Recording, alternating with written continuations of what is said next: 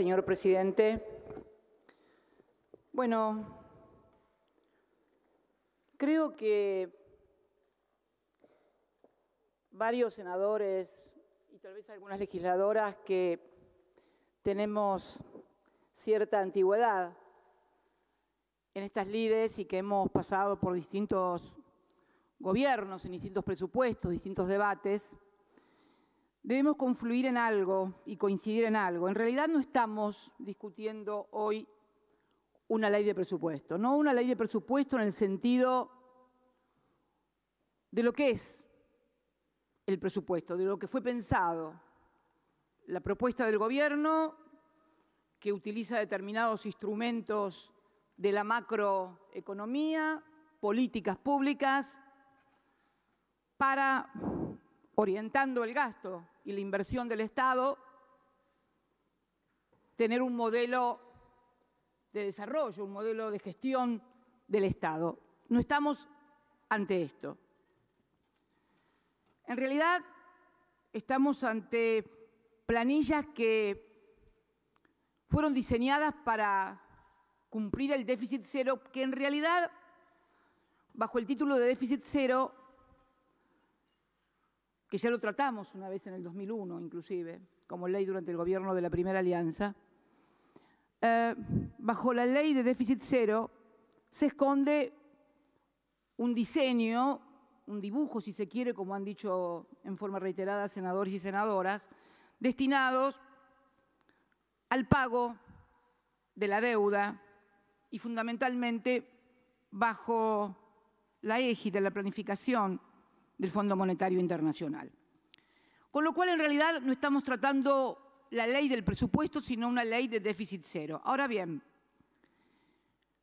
además de la ley de déficit cero que se trató acá en el 2001 y que no tuvo ningún resultado, en realidad debe haber habido 7 u 8 experiencias en el mundo de déficit cero y ninguna dio resultado. La mayoría de ellas también bajo la planificación o la dirección del Fondo Monetario Internacional. Mire, señor presidente, Portugal intentó en el 99 la ley de déficit cero, Argentina en el 2000, Pakistán en el 2005, Ucrania en el 2008, Bielorrusia en el 2009, Grecia en el 2010, Italia en el 2012.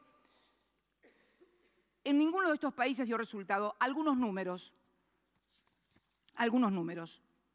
Portugal en 1999, ley de déficit cero. Tenían que llegar al déficit cero en el 2004. Fracasó. En 2004 el déficit fiscal de Portugal era del 3,8. ¿Saben cuánto era al momento de decidir el déficit cero? Era apenas de 0,4. O sea que al cabo de 5 años de haber comenzado con un déficit del 0,4 y haberse embarcado en la política del déficit cero, terminó con un déficit del 3,8. En 1999 el desempleo era del 4,3 y terminó el 2004 en el 6,6. Y como el PIB cayó, producto de la recesión, porque cayó la recaudación, la deuda pública pasó del 51% del PIB al 62%. Bien, para concluir como síntesis, las 3D, déficit, deuda y desempleo en el 2004. Hoy, Portugal, a partir de la asunción de un gobierno que llegó en el 2015, del Partido Socialista, que había salido en segundo término en las elecciones, pero mediante una inédita coalición con el Partido Comunista y con la izquierda, hoy la economía de Portugal está creciendo. La fórmula simple: decidieron incentivar el consumo a través del aumento de las jubilaciones y los salarios, entre otras medidas y políticas públicas. Ucrania o Pakistán. Pakistán intentó en el 2006. Pakistán.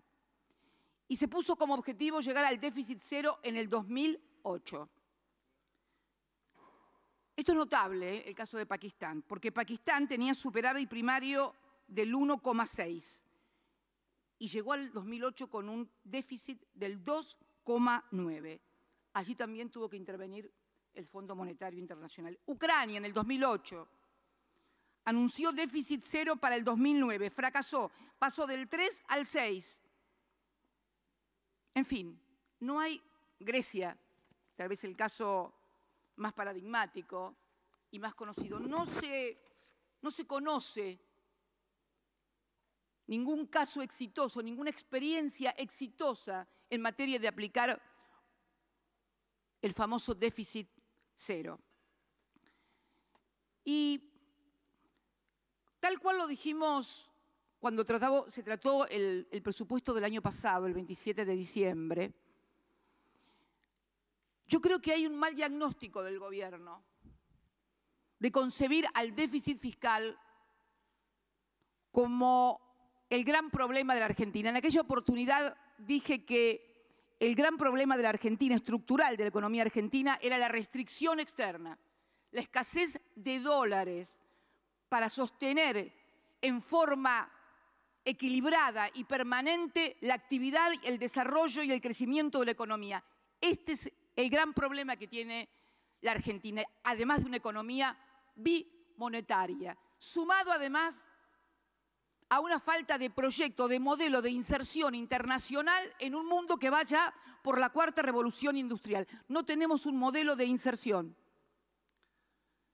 No lo tiene por lo menos el gobierno, porque yo escuchaba hoy atentamente cuando venía para aquí al miembro informante, el titular de la Comisión de Presupuesto y Hacienda, que ponía como modelo a imitar lo que fue la Argentina del centenario.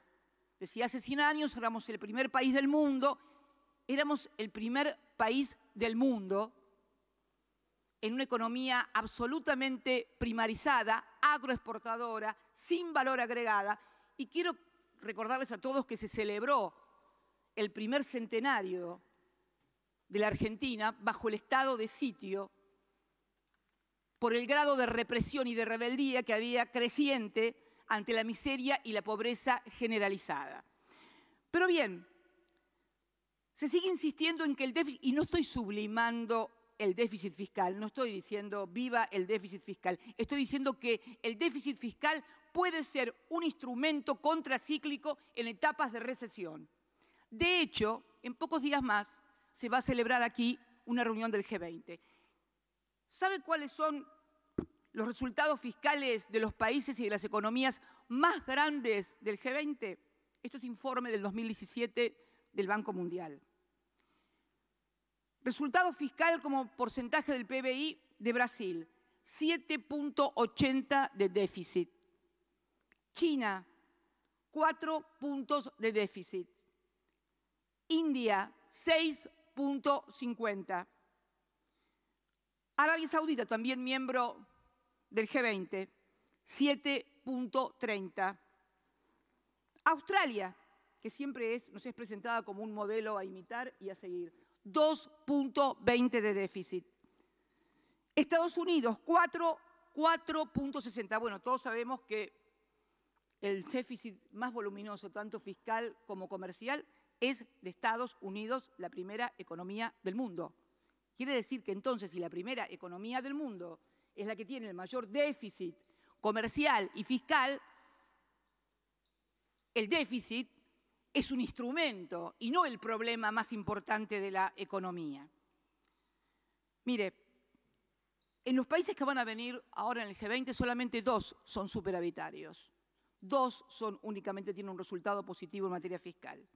Corea del Sur, claro, y Alemania. Alemania 1.10 y Corea 1.90. Recuerden bien porque esto tiene que ver también con otro tema que se escucha recurrentemente y lo escucho en todos los discursos, que además una cosa que creo que nos enseñan en el colegio desde chicos y que nos meten de que la Argentina es un país muy rico en recursos naturales, pero si uno ve el último informe del Banco Mundial, por ejemplo, de Shrinking Wealth of Nations, no soy muy buena en inglés, no importa, es el cambio, la riqueza cambiante de las naciones que publicó el Banco Mundial en el año 2018. Y vemos que cuando analizamos la dotación de recursos naturales per cápita, la Argentina es uno de los más bajos.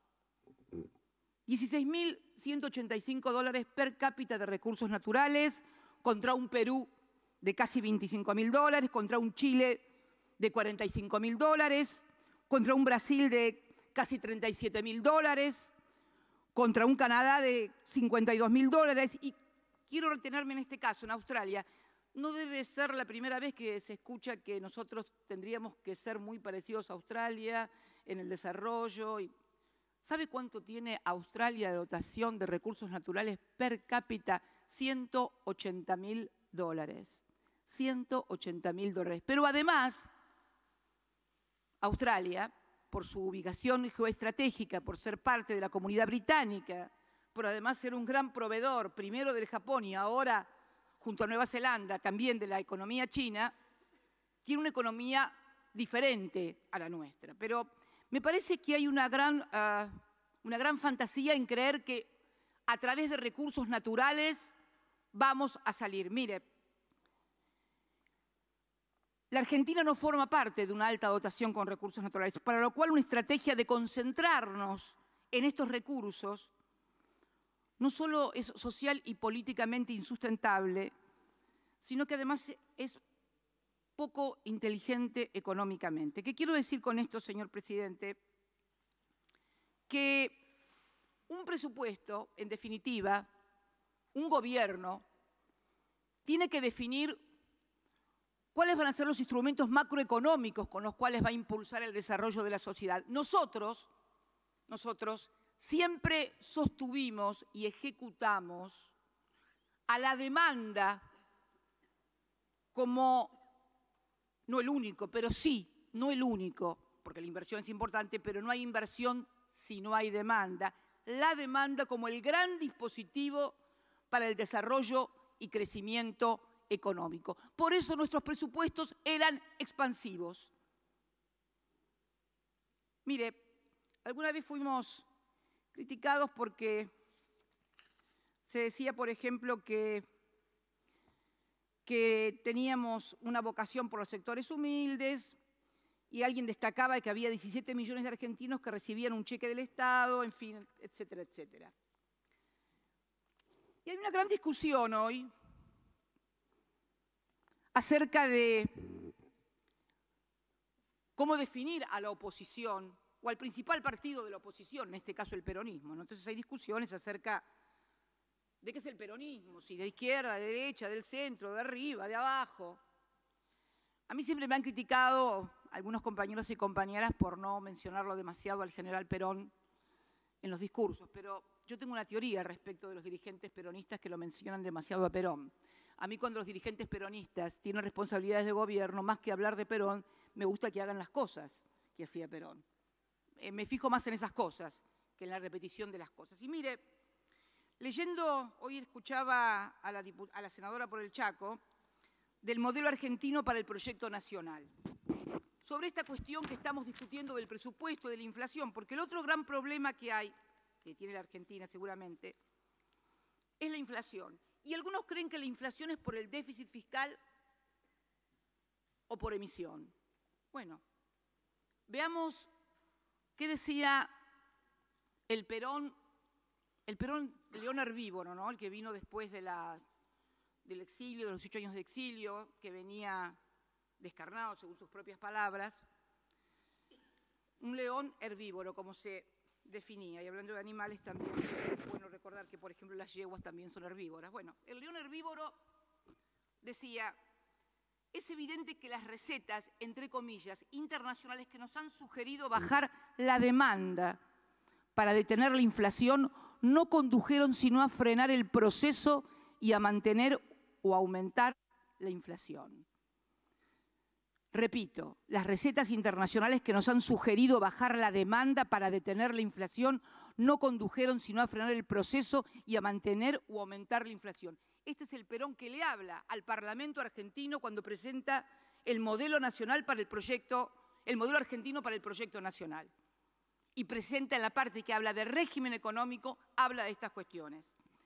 Mire lo que dice: en esta cuestión, en la inflación, no se acertaba con la solución adecuada. Por épocas se bajó la demanda pública a través de la contención del gasto, olvidando el sentido social del gasto público. Déficit cero. Achicamiento del gasto público. En otras épocas se bajó la demanda de las empresas a través de la restricción del crédito, olvidando también el papel generador de empleo que desempeña la expansión de las empresas. Tasas positivas por las nubes que impiden y destruyen el crédito y las empresas no pueden invertir, lo que nos está pasando ahora. Y en otras épocas se bajó la demanda de los trabajadores mediante la baja del salario real. Todo eso junto está sucediendo hoy en la Argentina. Restricción del gasto público, inexistencia del crédito por tasas positivas imposibles y salarios destruidos y pulverizados. Y sigue, pero como al mismo tiempo no se adoptaban las medidas para que todos participaran en el sacrificio, en definitiva fueron las espaldas de los trabajadores las que soportaron el peso de estas políticas de represión de demanda para combatir la inflación que el país aceptó y que repitió, aunque su ineptitud quedó bien probada por la propia historia. Es esta una experiencia muy importante derivada de nuestro proceso y puesto que necesitamos evitar la inflación para seguir adelante con auténtica efectividad, debemos tenerla permanentemente en cuenta. Creo que es importante entender que no se sale de la recesión ajustando el gasto público. Al contrario, lo que vamos a hacer con este presupuesto es profundizar el sufrimiento de la sociedad argentina. Pero ¿sabe qué, señor presidente? Va a ser además un sacrificio inútil. Yo he visto que, y he escuchado además que todos hablan de la necesidad de sacrificarnos. El problema es que todos los que hablamos sentados en estas bancas de la necesidad de sacrificarnos, no somos precisamente los que nos sacrificamos. Ninguno de los que estamos sentados acá tenemos autoridad moral para decirle a la gente que tienen que sacrificarse para salir adelante. Estamos todos bien vestidos, bien comidos, manejamos, nos traen en auto, viajamos en avión. Nosotros vamos a dirigirnos a la gente para decirle que se tienen que seguir muriendo de hambre o no tener trabajo y que eso es el sacrificio, pero además ese sacrificio va a tener resultado. Todos sabemos que no es así. Todos sabemos que la recesión se va a profundizar, que es necesario, señor presidente, señores legisladores y legisladoras, tomar políticas públicas activas. Miren, en estos días, porque además yo ya no voy a hablar de las pequeñas y medianas empresas, de las pymes que están destruidas. Hoy el senador Fuenti, es importante este tema de esta empresa tan importante, la empresa multinacional Arcor, una multinacional argentina de alimentos que además tiene fama, parece que bien ganada, de estar muy bien administrada. Por lo tanto, es una importante leading case para ver cómo funcionan los modelos con presupuestos como los nuestros, que eran expansivos y que creían en la demanda, y lo que fue el primer presupuesto de ustedes, el de 2016, donde redujeron impuestos, porque como ustedes están convencidos de que la economía se impulsa por la oferta y no por la demanda, creen entonces que bajando los impuestos los empresarios van a invertir. Bueno, esta empresa, Arcor, tiene 39 plantas industriales, 29 en el país y 10 afuera. De las 10 plantas que tiene afuera, 4 fueron instaladas o las abrieron año 2005, año 2007 y año 2008 la última. Tiene 3 que inició en Brasil 2005 y 2007, en Chile 2007, México 2008, que fue la última que abrió. Este grupo, además, mire, yo voy a mostrar el gráfico para que se vea. Hay una creencia que el grupo tuvo problemas porque bajó el consumo. No, Arcor tuvo rentabilidad operativa. El problema es que contrajo deuda a través de obligaciones negociables por 500 millones de dólares en el 16 y en el 17, los que sumados a deuda que tenía, 200 millones en obligaciones no negociables hasta el 2015, y la devaluación le produjo un impacto, obviamente, en los servicios de deuda, pero tuvo resultado operativo. Ahora bien, esta importante empresa multinacional, miremosla cómo funcionó. Acá está hecho desde el año 2004 al 2017. Mire, el promedio de ganancias de la empresa, de rentabilidad, del 2004 al 2015 fue de 178 millones de dólares anuales. Pero si tomamos el tan denostado periodo de gobierno del año 2011 al 2015, la ganancia operativa promedio se va a 265 millones y medio de dólares, siendo en el año 2016 y 2017 de 201 millones de dólares. Falta el 18. ¿Qué quiero decir con esto, señor presidente? Que el mayor crecimiento y la mayor rentabilidad de la empresa se dio cuando nuestros presupuestos eran expansivos. Yo sé que algunos se estarán preguntando, sí, pero bueno, los dueños de la empresa y muchísimos empresarios que seguramente también tuvieron rentabilidades durante los gobiernos están con el gobierno de Cambiemos, uno los puede ver en declaraciones en los medios de comunicación que apoyan fervientemente esta política. Bueno, claro, el problema es que yo decía que el principal problema de la economía argentina es la restricción de dólares, pero además el otro problema que tenemos es también la mentalidad de algunos sectores del empresariado que no se mueven a partir de comportamientos económicos, sino a partir de comportamientos o pautas ideológicas, políticas o culturales. Yo le voy a explicar a Arturo Jauretche mucho mejor que yo, y si no les gusta Jauretche porque les suena demasiado Nakam Pop, yo les recomiendo que lean la conferencia del economista Kalecki, muerto ya, conferencia que da en la Universidad de Cambridge en la Marshall Society en el año 1942, plena Segunda Guerra Mundial. Este economista de orientación marxista va a dar una conferencia acerca de los aspectos políticos del pleno empleo. ¿Cuál era la discusión en ese momento? Para que veamos este tema de lo cultural, de lo ideológico y de los prejuicios. En ese momento, este economista polaco, marxista, como estaban todos aliados contra el nacionalsocialismo en Alemania y el fascismo en Italia, la discusión era el régimen del pleno empleo que había logrado el nacionalsocialismo y el fascismo en Italia, cómo había sido apoyado por las burguesías ese nacionalsocialismo y cómo el capitalismo se mostraba reacio al régimen del pleno empleo, y él analiza por qué los empresarios, pese a que aparentemente le conviene que haya un régimen de pleno empleo, porque si todos tienen empleo van a poder consumir, van a poder crecer, sin embargo, por temores y prejuicios, desechan el pleno empleo. Y da el ejemplo, por ejemplo, de Blum, la experiencia socialista en Francia, o también la oposición que tuvo Franklin Delano Roosevelt con el New Deal. Todos sabemos que las grandes empresas y las grandes fortunas norteamericanas estaban en contra del New Deal, pese a que era y apuntaba a superar la recesión y la depresión, no desde el punto de vista financiero, saben que se quedó con la plata de los bancos, sino fundamentalmente a través de la generación de trabajo y de la industrialización. Es muy interesante porque uno puede advertir los prejuicios que hay respecto de esto y cómo un régimen de pleno empleo crea en muchos empresarios, como el régimen del pleno empleo necesita de la intervención del Estado, porque sin la inversión del sector público es imposible que haya pleno empleo.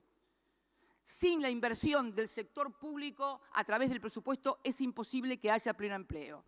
Entonces, ese pleno empleo se puede dar a través de mucha obra pública, hospitales, escuelas, rutas, etcétera, a través de subsidios. Habla Kalecki ya, mire, quiero leerlo el término que utiliza. Ya Kalecki habla en el año, para que vean que los subsidios no es una cosa que se nos ocurrió de trasnochados a nosotros, los kirchneristas, por así decirlo, los peronistas, no sé cómo quieran llamarnos, cuando habla de los subsidios que se dan a través de los servicios públicos, habla de los subsidios a los servicios públicos como salario indirecto. Año 1942, Universidad de Cambridge. No hay nada nuevo bajo el sol en materia de comportamientos y políticas macroeconómicas. Hay grandes discusiones desde hace mucho tiempo, que si la oferta, que si la demanda, que si el régimen de pleno empleo. Algunos siguen creyendo, por ejemplo, que inclusive importantes dirigentes de Alemania, me ha tocado hablar con la canciller alemana Angela Merkel en las reuniones del G20 y estar convencidos de que fue la inflación la que provocó el fenómeno de Hitler. No fue la inflación lo que provocó el fenómeno de Hitler. El fenómeno de Hitler lo provocó el Tratado de Versalles y las ruinosas y humillantes condiciones económicas y la deuda terrible que tuvo que pagar Alemania, que no la podía pagar, y entonces generó desempleo, desocupación y sí, finalmente, inflación. Pero no fue la inflación. La inflación fue el efecto. La causa fue el querer gravar a la Alemania, que había perdido la Primera Guerra, con el pago de una deuda que no la podía pagar. Y terminó en eso. Y tenemos que mirar un poquito lo que está pasando en el mundo con el surgimiento de las derechas. Porque aquel nacionalsocialismo y el fascismo utilizó a los judíos como las minorías culpables de los desastres que tenían en la economía, que no tenían trabajo, que había desocupados, eran los judíos los responsables. Las nuevas derechas y los nuevos fascismos colocan a los inmigrantes como los responsables de que los nacionales de un país no tengan trabajo. Estemos atentos con estas cosas. Inclusive las políticas que llevó adelante Trump y el triunfo de Trump en Estados Unidos se debe fundamentalmente apelando a la falta de trabajo del Estados Unidos profundo. Y entonces acá Kalecki plantea que el régimen del pleno empleo es una deuda y un debate que se debe dar al capitalismo, porque hay una clase empresarial que se niega a abordar el tema porque cree que esto es otorgarle demasiado poder a los sindicatos, a las fábricas, etcétera, etcétera, etcétera. Al Estado también, y al Estado, ¿no? A los trabajadores también. No hay nada más asustado que un empresario frente a un sindicato o trabajadores organizados. Entonces creo que deberíamos discutir estas cosas y creo, señor presidente, sencillamente que no estamos yendo por buen camino, estamos yendo por el peor camino. Creo que además, decía hoy la senadora Anabel Fernández Sagasti cuando hablaba, que van a dejar un país infinitamente peor del que recibieron. Y no hay que ni ser partidario del anterior gobierno, ni para advertirlo, están los números claros y concretos en materia de deuda, en materia de, parece mentira que hoy le hayamos pedido 57.000 millones de dólares al Fondo Monetario Internacional. ¿Realmente piensan que esto va a ser la solución? ¿Ustedes realmente están... ¿Puede algún argentino, después de las experiencias que hemos tenido acá, creer que la solución va a venir de ahí? Sinceramente, yo puedo entender los discursos de la política, el caucheo mediático y demás, pero me parece que es hora, sinceramente, de que convoquen... Miren, si no quieren convocar a los que estaban antes, no importa, pero tienen que organizar algo porque esto se va a tornar insostenible, señor presidente. Yo creo, sinceramente, que pese a que ustedes se la pasaron hablando durante tanto tiempo de la pesada deuda, pero en realidad es como una suerte, yo los miro a ustedes como una suerte de espejo invertido.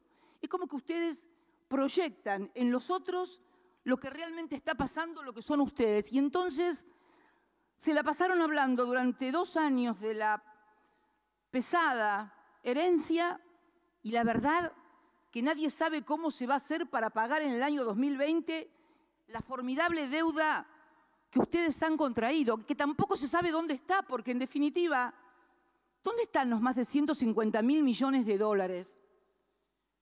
En netbooks, en obras, en hospitales, en escuelas, en jardines de infantes, en rutas, el mejor salario para los científicos, el mejor salario para los universitarios.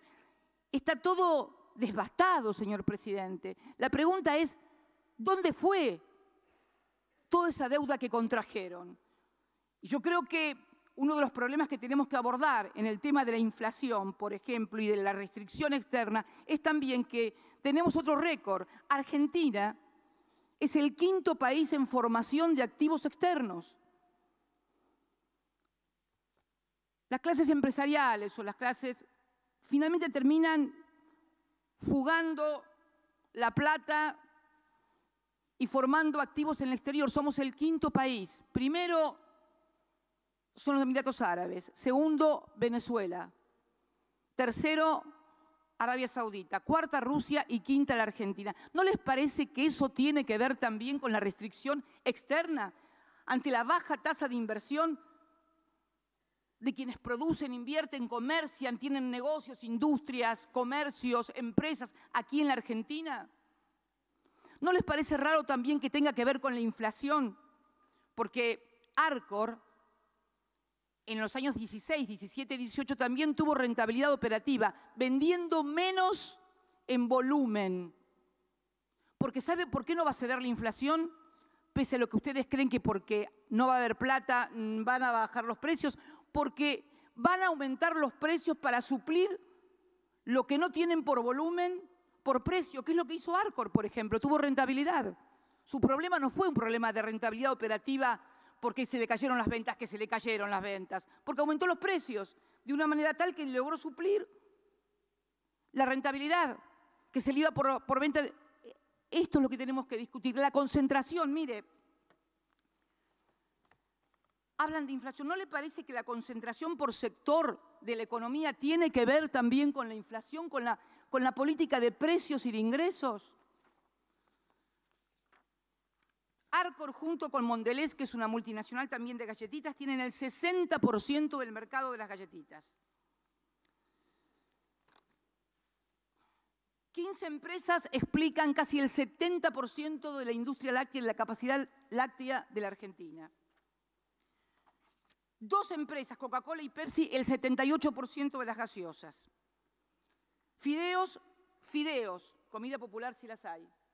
50% lo controla una sola empresa, Molinos Río de la Plata. Sí, dice acá, y le tomo el desafío al senador Neidenhoff, ¿cuántos años hace? Y digo yo, cuando nosotros intentamos,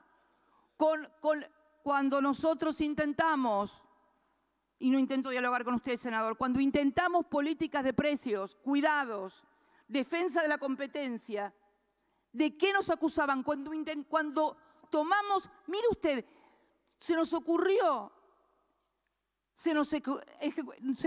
llevar adelante, tener las representaciones que nos correspondían en el Fondo de Garantía del ANSES, en las empresas, en Techín, en Molinos Río de la Plata, en muchas, tener un representante, y ya lo consideraban una intromisión en la vida de las empresas, y que nos acusaban prácticamente de ser casi socialistas, porque poníamos directores que nos correspondían en las empresas que participaban en el Fondo de Garantía de Sustentabilidad del ANSES.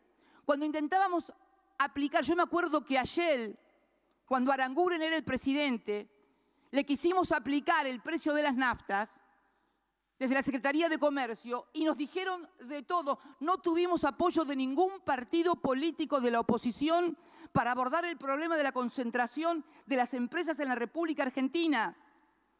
Era una pelea sola nuestra.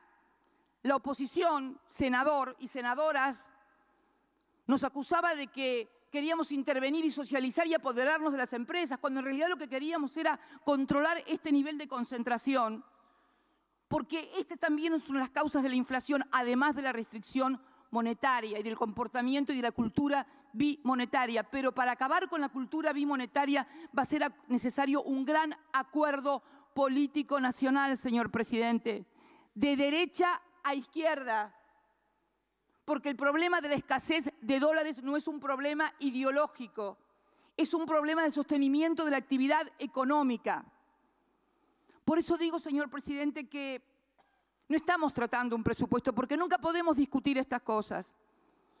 Y cuando hubo un gobierno que intentó discutir con nuestros errores, con nuestros desaciertos, con nuestros malos modos, pero y con los buenos modos de ustedes, ¿qué inversiones vinieron al país? Porque además también, señor presidente, algún senador dice que hay un plan perverso. Yo, mire, no voy a ponerme si son perversos, yo me miro los resultados, y los resultados es que no vino ninguna de las inversiones que ustedes decían que iban a venir, porque ustedes creían, muchos de ustedes creían, que ustedes, que no son peronistas, ¿podemos definir los rubios de ojos celestes? Sí, rubios de ojos celestes. Amigables con el mercado, las inversiones iban a venir. No, señor presidente. Y ustedes también creyeron que cediéndole a cada sector económico lo que ese sector pedía, la suma de todas esas concesiones, porque, bueno, habían ido a la Bolsa de Comercio y la Bolsa de Comercio quería que no hubiera restricciones al libre ingreso de capitales para pasar de economía fronteriza a economía emergente, le levantaron todas las regulaciones. ¿Qué inversiones vinieron? Las especulativas, señor presidente.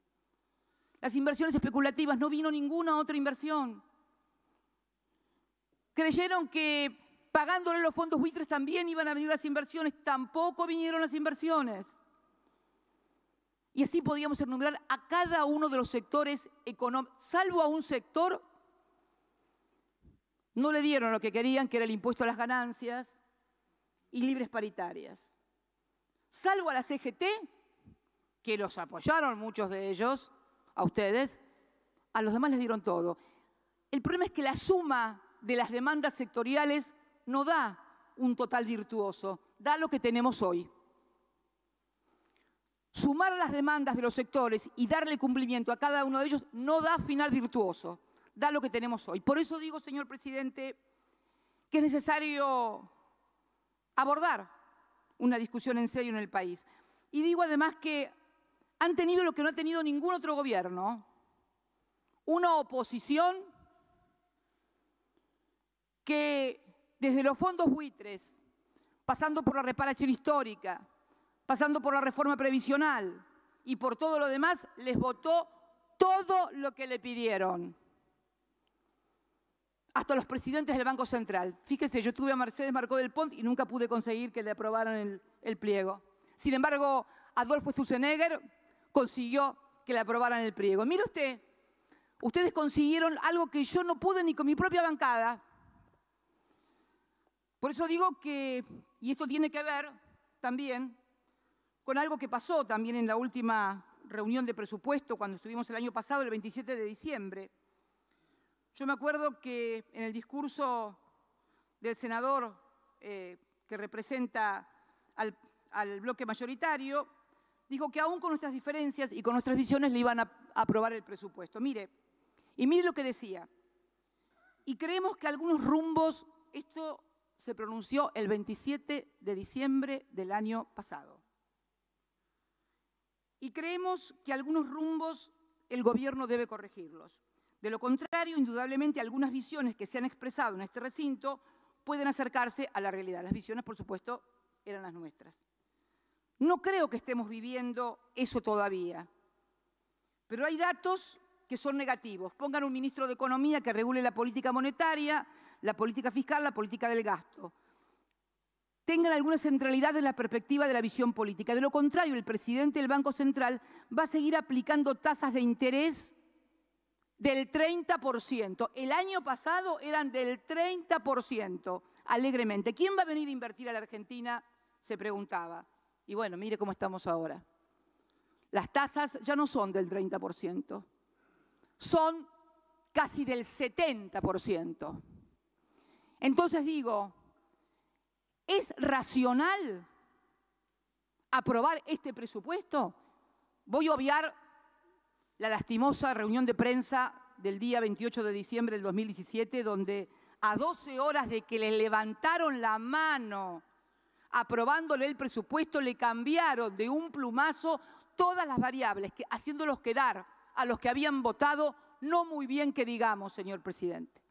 Entonces digo yo, ¿es racional seguir apoyando el fracaso? Porque el problema que tenemos es que ustedes han fracasado en lo que le propusieron a la sociedad. Es más, después de esto se va a votar aumento de impuestos. Después de esto se va a votar aumento de impuestos. Uno de sus caballitos de batalla. Vamos a bajar la presión tributaria. Ustedes van a terminar con una presión tributaria superior a la que terminamos nosotros en el 2015. Van a terminar con mayor presión tributaria, con mayor endeudamiento, con recesión, con desocupación de 2 dígitos. ¿No le parece que es hora de decir y repensar que lo que ustedes creían, el país que ustedes creían y el mundo que ustedes creían no existe y que se han destruido las cosas que estaban bien hechas y no han podido corregir las que estaban mal? Han acentuado el problema de la restricción externa cuando ustedes dolarizan las tarifas, cuando ustedes dolarizan el combustible, cuando ustedes dolarizan los alimentos, profundizan aún más el proceso de economía bimonetaria que tenemos hoy en la Argentina. ¿No le parece que es hora de sentarse con las 92? Mire, son 92 son las empresas productoras, transportadoras y distribuidoras de luz, energía, gas, agua y también las productoras de petróleo, las únicas que están ganando en la República Argentina. 92 empresas están ganando muchísimo dinero. Ahora, el resto está en la lona. ¿No le parece que es hora de sentarse con esas 92 empresas, muchas de las cuales son estatales, provinciales, como el caso, por ejemplo, de EPEC y de la empresa de Santa Fe, que son, después de Edenor y Edesur, las 2 más grandes distribuidoras de energía eléctrica? Y ponerse a discutir realmente tarifas que sean accesibles y que le devuelvan a la gente un poco de plata en el bolsillo para que esa plata la puedan poner en el consumo. ¿No les parece que es hora de sentarse con los industriales para ver cómo deciden una política de protección y de fomento a la industria que se está cayendo a pedazos? Habíamos logrado reindustrializar el país. Habíamos logrado reindustrializar luego de lo que pasó durante la década de los 90. Todo de vuelta. Esos tipos que invirtieron en fierros de vuelta, después de haber quebrado durante los años 90, ¿quién nos va a volver a convencer de poner un fierro en una fábrica? Además, si esta recesión se profundiza, dentro de 1 o 2 años, todos los aparatos, las máquinas van a ser obsoletas. Los científicos ¿sabe que se está yendo gente del país? Otra vez vamos a tener el 5º éxodo de cerebros en el país, los 2 primeros ideológicos, inclusive de vida, 66 con el golpe de los bastones largos, en el 76 con la represión, luego vino la hiper y el desastre económico del gobierno del presidente Alfonsín, luego vino el 2001 y ahora vamos a enfrentar un 5º éxodo de científicos que se van a ir del país. ¿Qué van a hacer? Si nosotros tenemos que tener un modelo de inserción internacional que no esté basado solamente en el valor agregado de las materias primas o de la energía, tenemos que tener inserción internacional con software, con energía, con la industria nuclear, que habíamos alcanzado un gran desarrollo en las empresas también de servicio y que éramos realmente competitivos, somos uno de los 10 que integramos el club nuclear. Tienen que ponerse a pensar en esas cosas porque esto así no va más, señor presidente. Y yo creo que votando este presupuesto no se le hace un favor ni a la gobernabilidad, y estoy absolutamente convencida, mucho menos a la sociedad argentina. Se le podrá hacer un favor a los que van a cobrar la deuda, al Fondo Monetario Internacional y a algunos amigos del poder, pero a la sociedad y a la gobernabilidad no creo que la gobernabilidad pase por esto. Sinceramente, señor presidente, por eso vamos a votar en contra. Y además creo que he escuchado, para finalizar, algunas comparaciones con respecto a que en el 2010 no se aprobó el presupuesto para el 2011. Mire, intentar comparar la situación, primero el presupuesto del año 2010 para el 2011, que era un presupuesto expansivo, de crecimiento, de inclusión, de construcción, pero además también el clima que vivía el país. ¿Ustedes se acuerdan lo que era el 2010 cuando se trató el presupuesto y ustedes lo rechazaron? Entonces oposición, hoy oficialismo. Habíamos terminado los festejos del Bicentenario, donde millones de argentinos se habían volcado con una alegría inusitada y nunca más vista otra vez desde aquella oportunidad. Habíamos salido de la crisis del 2009 porque no nos pueden querer convencer, señor presidente, de que todo lo que estamos pasando es porque la lira turca o porque Trump subió 1 punto o medio punto la tasa. Yo tuve 5 corridas financieras, 5 corridas cambiarias, señor presidente, y además afronté como presidenta la crisis más grande económica global de la que se tenga memoria, a raíz de la cual nace el G20. ¿El G20 sabe por qué nace? El G20 nace por la crisis del 2008, que algunos dicen que fue más importante que la del 30. Sin embargo, la crisis esa no nos sirvió de excusa para trasladar la responsabilidad de gestionar por la sociedad a la gente. Al contrario. Le recuerdo el tiempo, señora senadora. Estoy terminando. Y en el 2010 ya estábamos saliendo de la crisis del 2008 y del 2009. Por eso digo, señor presidente, que es necesario replantear. El gobierno tiene que replantearse las cosas. Y yo creo que el deber de la oposición, que es representar una alternativa a esto que están viviendo en la Argentina, nos lleva a votar en contra de este presupuesto. Muchas gracias.